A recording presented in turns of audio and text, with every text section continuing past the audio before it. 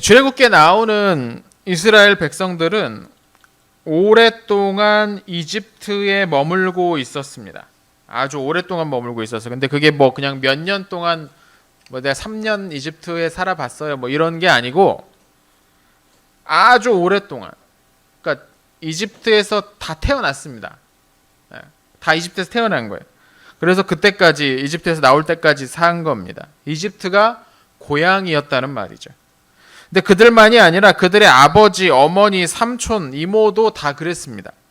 할아버지도, 증조 할아버지도 다 이집트를 고향으로 알고 살았을 거예요. 근데 연이어서 힘든 일이 일어나 버렸습니다. 어떤 파라오가 이스라엘 사람들을 위협이라고 생각을 한 거죠. 쟤네 숫자가 너무 많으니까 쟤네 가만히 놔두면 우리를 위협하고 말 것이다 라고 생각을 한 거예요. 그래서 그 숫자가 너무 많아지면 나중에 반란이 일어날지도 몰라. 그래서 그들에게 일부러 힘든 일을 시킵니다. 힘든 일을 시켜요. 그래서 힘든 일을 하다가 사고 나서 죽기도 하겠죠. 일을 많이 하는데 제대로 못 먹으면 영양실조 걸리니까 또 픽픽 쓰러지겠죠. 그러니까 이 사람들을 고생시켜서 죽어가게 내버려 둔 겁니다. 근데 그래도 안 되니까 마지막엔 갓 태어난 아이들을 방치해서 죽게 만들기도 했다고 합니다. 아주 악한 사람이죠. 근데 이런 일들이 그 한 번만 있었겠느냐는 거예요. 이스라엘 사람들이 그 이집트 땅에서 사는 수백 년 동안 이런 경우가 한 번만 일어났겠느냐는 거죠. 성경엔 한 번 기록되어 있지만 아마 그 이전에도 여러 차례 비슷한 시기에 이스라엘 사람들에 대한 공격, 차별, 혐오가 있었을 거라는 겁니다. 권력을 가진 사람들은 늘 그렇습니다. 약한 사람을 괴롭히고 그들의 것을 빼앗으려고 합니다. 이 약한 사람들이 자기 노예가 되어서 이들이 일한 대가를 자기들이 다 가져가려고 했어요. 이집트는 그런 나라였습니다. 근데 사실 이집트만 그랬던 게 아니고 이 시기, 이 고대에 존재했던 대부분의 나라가 다 그랬습니다. 소수의 권력자들이 대부분의 사람들을 착취하고 약탈하는 그런 사회였다는 거죠. 근데 그 오랜 그런 괴로움의 시간 끝에, 기다림 끝에 하나님께서 이스라엘 백성들을 구해내 주셨습니다. 이스라엘 사람들을 억누르고 괴롭혔던 이집트의 왕 파라오는 엄청나게 많은 것들을 다 잃어버리고 어쩔 수 없이 이스라엘 사람들을 놓아줄 수밖에 없게 된 거죠. 이 모세와 함께 그렇게 이집트를 나와서 광야로 들어간 이스라엘 백성들은 하나님이 이 백성들에게 여러 가지 새로운 법을 가르쳐 주셨습니다. 이 법을 주신 이유가 뭐냐? 이제 이 사람들은 이집트 땅에서 통하던 법에 따라서 그 원칙과 원리에 따라서 사는 게 아니고 새롭게 하나님이 주신 법과 원칙에 따라서 살아야 되니까.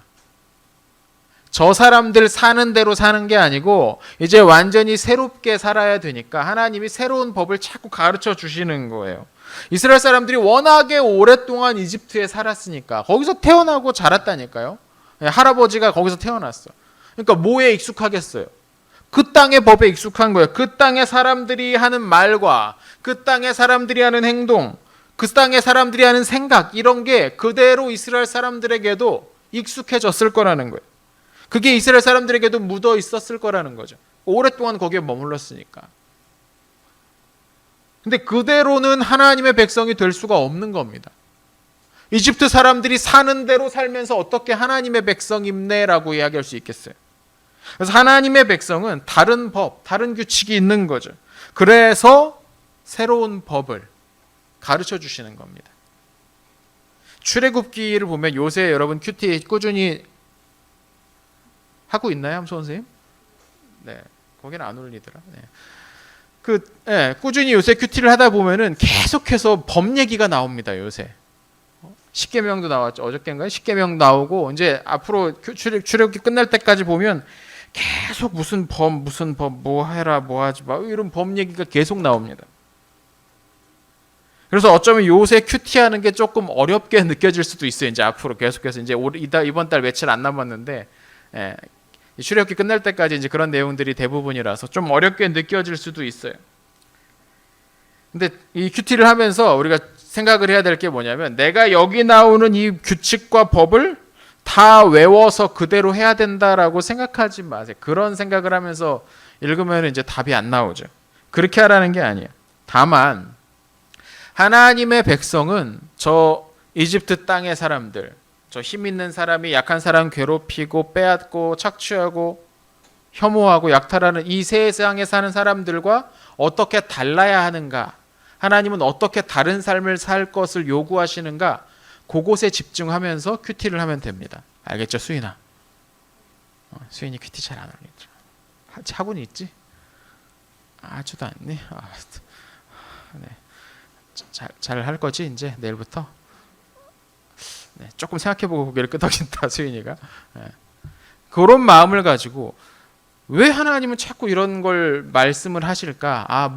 뭐가 좀 다르게 살라는 말씀이구나. 요거의 포인트를 잡고 뭘 어떻게 다르게 살아야 되는지에 집중을 하면서 큐티를 하면은 조금 나을 것 같습니다. 그리고 큐티책에 도움말도 나와 있으니까 도움말 잘 읽어가면서 그렇게 큐티를 좀 해봤으면 좋겠습니다.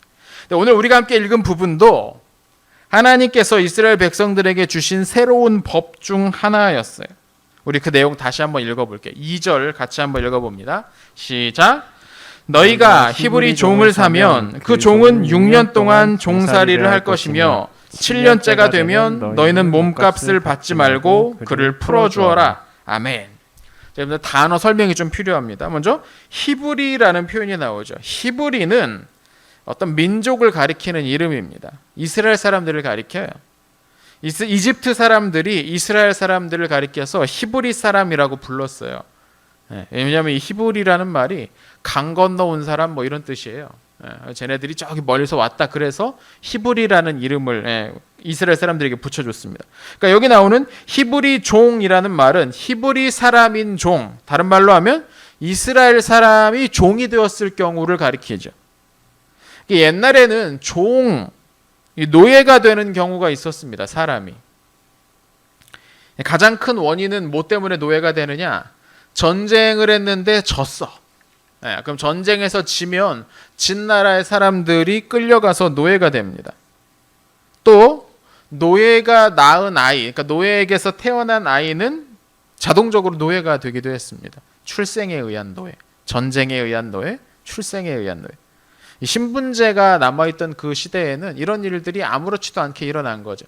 야, 너희 어머니가 노예니까 너도 노예야. 그러면 그런가 보다 하고 살았다는 거예요. 이 시대에는. 근데 이스라엘 사람들 가운데서도 노예들이 또 하나의 노예가 되는 방식이 있었는데 그게 뭐냐면 이거는 첫 번째랑 다르죠. 왜냐하면 이스라엘 사람들끼리는 전쟁은 하지 않잖아요. 그러니까 전쟁을 통한 노예는 생기지 않았겠지. 또 이스라엘 사람들끼리는 뭐 노예가 노예를 낳고 이런 것도 통하지 않았겠죠. 그럼 어떻게 히브리 사람의 노예, 그러니까 이스라엘 사람이 이스라엘 사람의 노예가 될 수 있느냐? 왜냐하면 이 법은 이스라엘 사람들한테 주시는 거니까. 어떻게 이스라엘 사람이 이스라엘 사람의 노예가 될 수 있느냐? 바로 이 빚 때문이었습니다. 빚, 채무, 빚을 진 거. 이제 어려운 말로 채무 노예라고 불러요. 이 고대 시대에는 어떤 사람이 누군가에게 돈을 빌렸어요. 내가 언제까지 갚을 테니까 돈 좀 빌려주세요라고 했어요. 근데 그 날짜가 됐는데도 이 돈을 갚을 수가 없는 경우, 그러면 어떻게 해요? 뭐 다른 거라도 팔아가지고 이제 갚아야겠지. 집이라도 팔고 뭐라도 팔아서 갚아야겠지. 그렇지 않으면 이 사람 친구라도 와가지고 대신 돈을 내주는 식도 가능했을 거예요. 근데 그 모든 것들이 안 되는 상황이 있어요. 친척도 없고 친구도 없고 가족도 없어, 집도 없어, 아무것도 없어. 근데 돈을 왜 빌려줬을까? 근데 아무튼 빌려줬는데 사업을 했는데 실패해서 빚을 엄청나게 져버렸어. 도저히 갚을 수 없다 그러면 이 사람이 돈을 빌려준 사람의 노예가 되었어요. 이걸 채무 노예라고 부릅니다. 물론 이 경우에는 그 영원히 노예가 되는 건 아니고 일해서 갚아라 뭐 이런 거죠. 그러니까 네가 와가지고 노예로 일을 해가지고 일을 한 값이 내가 빌려준 돈의 값어치랑 같아지면 이제 그때까지만 일하면 된다라는 얘기인 거죠. 근데 원래대로라면 그래야 되는 거죠. 원래대로라면 이 사람이 주은이가 목사님한테 5천만 원을 빚졌어. 물론 목사님한테 지금 5천만 원이 없어. 난 거지야. 근데 아무튼 있었다고 쳐서 빌렸어요. 근데 주은이가 이걸 갖고 제가 사업을 할 거예요 하고 사업을 했는데 1년 만에 쫄딱 망했어요. 그럼 목사님네 집에서 이제 청소하고 밥하고 막 그러면서 노예로 막 일을 하는 거예요. 5천만 원어치 일을 해야 되는 거지. 최저임금으로 계산해가지고 얼마나 걸릴까? 아무튼 뭐 한 10년 일했어. 5천만 원 다 갚았어. 갚아도 남아야 돼. 근데 목사님이 얘기하는 거지. 너 지난번에 일하는 거 보니까 일주일에 한 하루는 그냥 놀더라? 그거는 빼고. 근데 너 일하다가 중간에 자꾸 화장실 다녀온다면서 왔다 갔다 30분씩 쉬더라? 너 그것도 빼고. 야, 너 일을 하는데 그때 설거지를 하는데 밥풀이 그대로 묻어있더라. 너 그것도 안 되겠다. 그것도 빼고. 그러니까 무슨 말이냐면 원래대로라면 이 사람이 일을 해준 대가가 빌려준 돈보다 많아지면 풀려나야 되는데 실제로 그런 일이 잘 일어나지 않는다는 거죠. 왜냐하면 그 평가는 이 주인이 하는 거니까. 그래서 사람들은 이런저런 이유로 노예에서 쉽게 풀어주려고 하지 않았습니다. 근데 오늘 하나님께서 바로 그런 잘못된 관습을, 그런 잘못된 버릇을, 사람들이 하는 그런 문제를 이스라엘 사람들 안에서는 계속해서 안 된다고 말씀하시는 거죠. 본문 2절을 보니까 뭐라고 되어 있어요? 빌려간 돈이 얼마든지 간에 6년 동안 일했으면 7년째는 풀어주래요. 그것도 아무런 대가를 받지 말고 몸값을 받지 말고 자유롭게 해 주어야 된다는 거예요. 쌈박하죠. 네, 쇼킹하지 않습니까? 네, 새로운 법이었습니다. 주은이가 우리 집에서 열심히 일해가지고 6년 동안 일했는데 아직 2천만 원어치 받기 못했어 일을. 근데 7년째가 되면 그냥 풀어주라는 거예요. 자유롭게. 근데 또 그뿐 아니었어요. 하나님이 그 사람을 보내줄 때 돈을 받지 말라고 했어요. 고대에는 노예가 자유롭게 될 때 몸값을 주인에게 줄 수 있어야 했는데 이 노예가 몸값을 버는 게 쉬웠겠어요?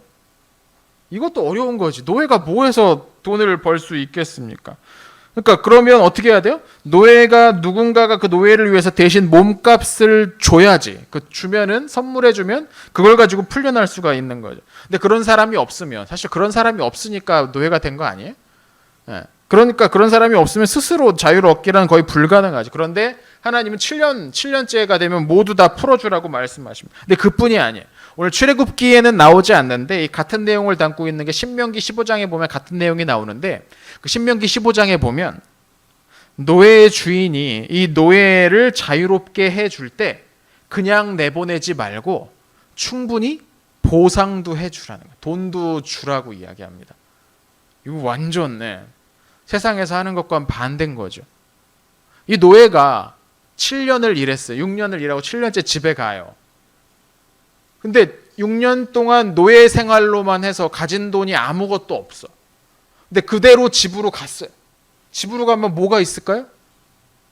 아무것도 없어요. 아무것도 없으니까 노예된 거 아니에요? 그럼 이 사람이 6년 동안 노예로 일하다가 집에 빈털터리로 집에 가면 이 사람이 할 수 있는 일이 뭐가 있겠어요? 없죠. 10중 8구 다시 다른 사람의 노예가 될 수밖에 없을 겁니다. 그러니까 하나님께서 그것도 방지하기 위해서 뭐라고 말씀하시냐? 노예 주인들한테 그 히브리 종을 돌려보낼 때는 그에게 필요한 것들을 챙겨줘라. 그런 거지. 주은이가 우리 집에 미안해 주은아. 주은이가 우리 집에서 노예 생활을 했는데 7년 동안 2천만 원어치 갚았는데 3천만 원 남았는데 집에 갈 때 고생했어 하고서 1,000만 원을 주는 거야. 이렇게 가서 이제 뭐라도 해봐. 포장마차라도 해봐. 뭐 이렇게 하는 거죠. 이게 하나님이 만드신 법이었다는 겁니다. 하나님은 그분의 백성들이 노예가 되는 걸 원하지 않으셨던 것 같아요. 생각해 보세요. 내가 여러분이 노예 주인이야. 여러분이 돈을 빌려줬어요. 저 사람이 돈을 못 갚네? 그럼 노예로 삼아야지. 노예로 삼았어. 노예 내내 애가 어디 아프다 뭐 한다 맨날 그래. 근데 6년이 지나서 7년째 되니까 집에 간다고 돈도 또 줘야 돼.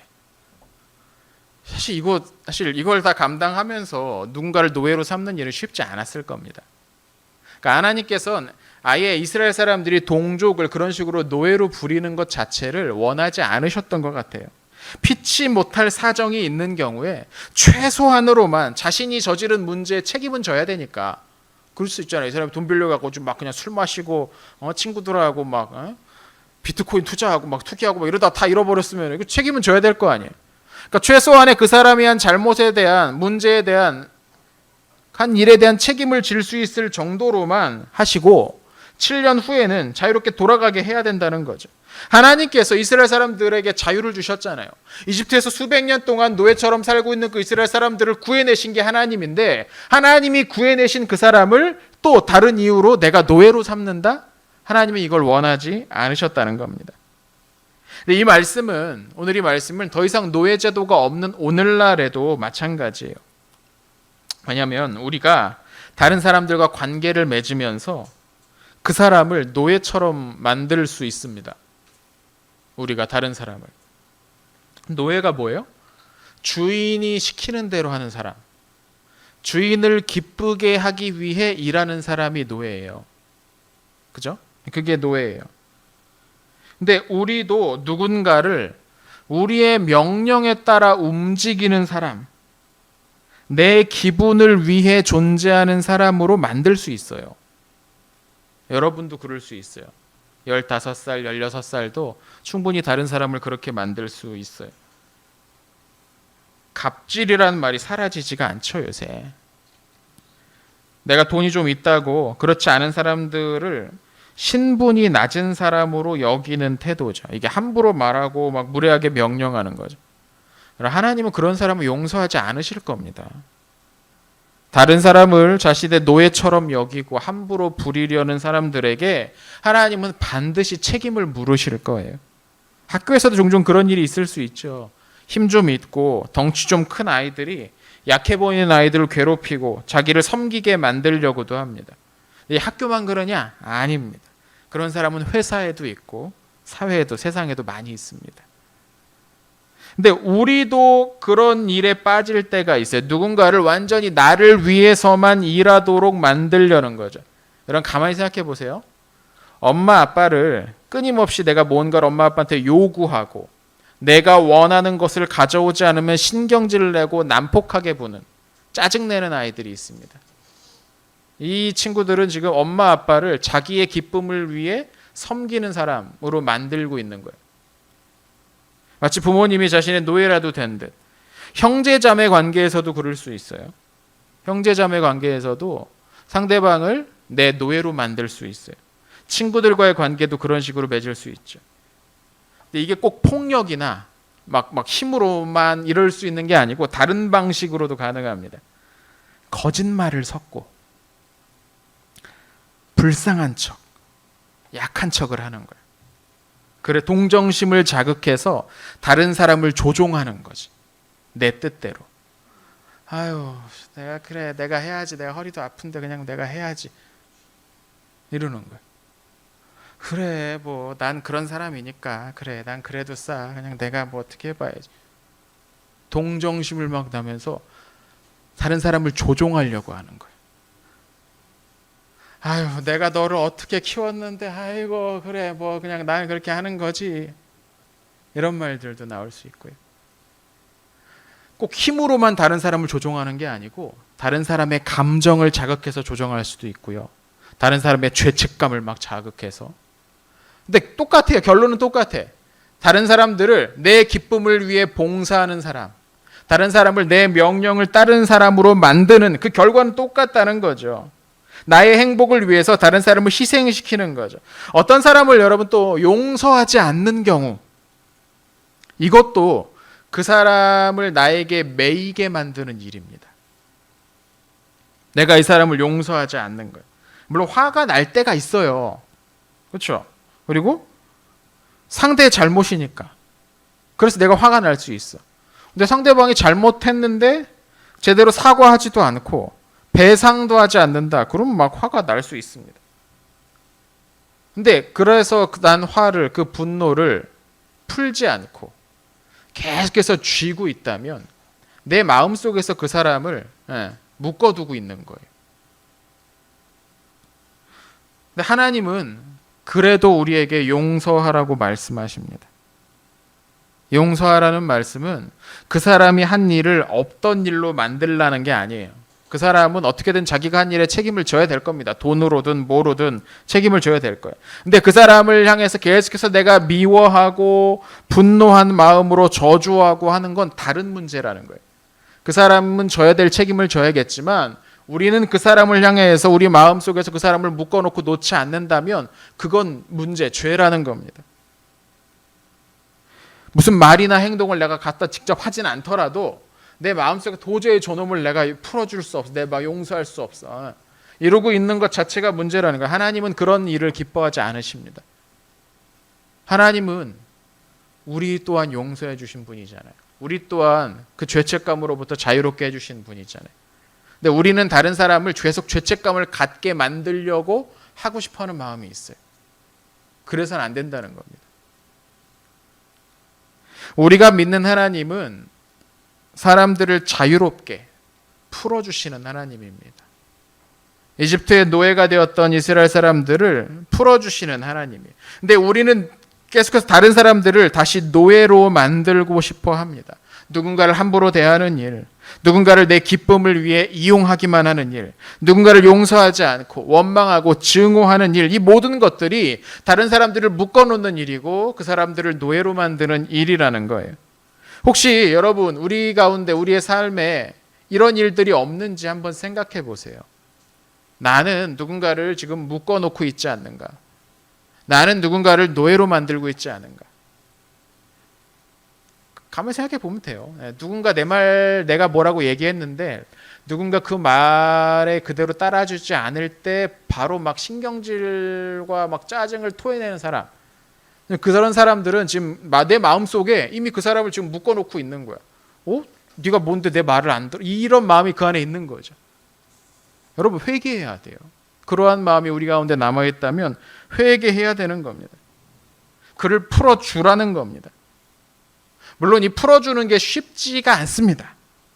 다른 사람을 이용을 하면 쉽게 내가 원하는 것들을 얻을 수가 있는데, 부모님한테 막 짜증내고 떼쓰면 알았어 하면서 내가 원하는 거 해주시는데, 하기 싫은 거 따라가야 하는 게 싫으니까 계속해서 다른 사람 놓아주지 않고 지배하려고 하는 거죠. 근데 여러분, 천국은 지배하는 사람이 아니라 섬기는 사람들을 위한 곳입니다. 우리 주님이 말씀하셨죠. 천국은 지배하는 사람들에 위한 그런 자리가 아닙니다. 그곳은 섬기는 사람들을 위한 곳이에요. 천국은 내가 하고 싶은 대로 하려고, 내가 하고 싶은 것만 하려고 다른 사람을 이용하는 사람들, 그런 사람들은 천국에서 아주 멀리 있는 사람입니다.